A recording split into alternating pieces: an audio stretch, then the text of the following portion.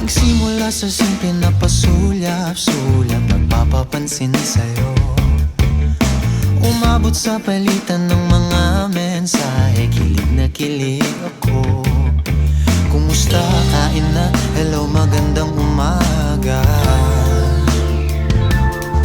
Ingat ka, pahinga, huwag kang masyadong magpupuyat pa. Naramdaman ng puso na